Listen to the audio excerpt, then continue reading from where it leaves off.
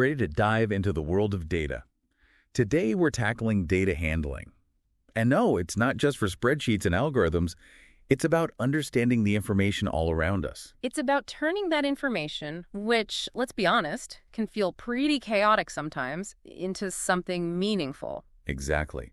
Whether you live and breathe data, or you just want to wrangle those numbers into something that makes sense, this deep dive is for you. Absolutely. And a great place to start is with a scenario we've all experienced.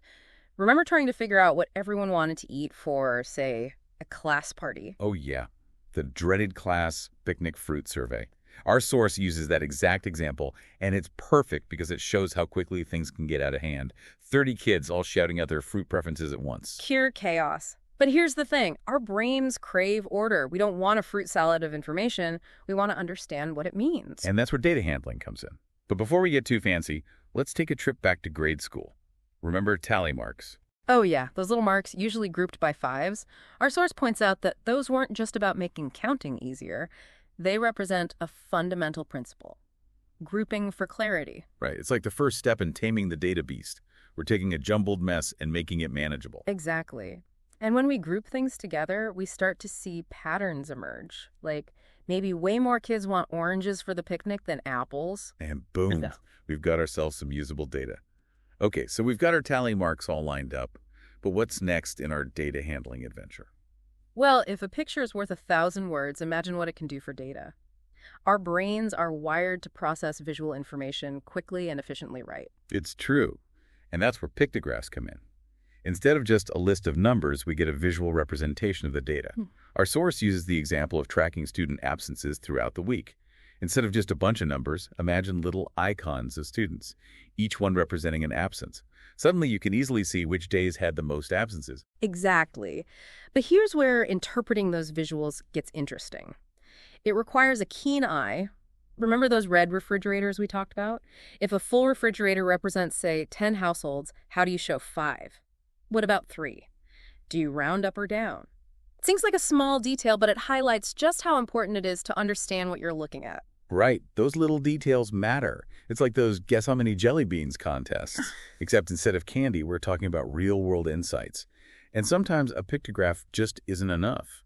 What about when we need to visualize bigger data sets? You know, those situations where a picture needs to be worth 1 million data points. Our source talks about that, actually. Like, trying to represent India's population growth with tiny icons, you'd need a massive poster. That's where the bar graph steps in. Okay, so instead of 1 million little people icons, we get bars.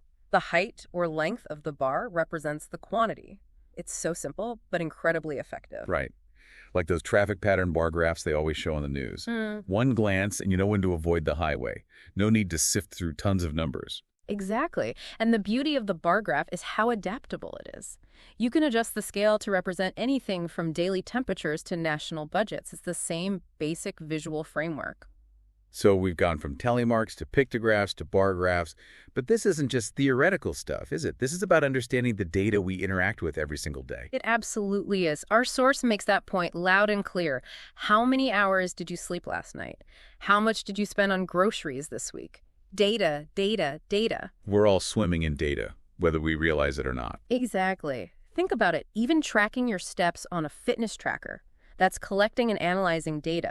It's all about understanding ourselves and our habits better. It's like becoming your own data detective, but instead of solving crimes, we're solving for, well, a more informed life, right? Our source talks about tracking your study hours, for example. So you're not just tracking those hours, you're really digging in. Maybe even making a bar graph of those study sessions alongside your grades. See if there's a connection. Right. Are those late-night cram sessions really all they're cracked up to be? The data might surprise you. It's about using those numbers to make better decisions. Exactly. Like, imagine trying to budget without actually seeing where your money goes each month. Our source talks about that. Out of sight, out of mind, as they say. Totally. But picture this. Instead of just a jumbled list of transactions from your bank, you visualize it all on a bar graph. Suddenly, those daily coffees really add up in a way that a bank statement just doesn't capture, you know? It's true. And that's what's so powerful about data visualization. It helps us see those patterns, those little habits, in a whole new light. Maybe it inspires us to make a change, or maybe it validates what we're already doing. It's like holding up a mirror to our own habits, but with data. So from those basic tally marks to these powerful visualizations, we've journeyed through the world of data handling. And it's all about making sense of the information that surrounds us, right? It is. And the best part is, you don't need to be a mathematician or a scientist to do it. Anyone can be a data explorer. Exactly. So what data will you decode today? What hidden patterns will you uncover? Keep those data insights flowing. And hey, share your aha moments with us on social media. We'd love to hear about your data discoveries. Until next time, keep on exploring.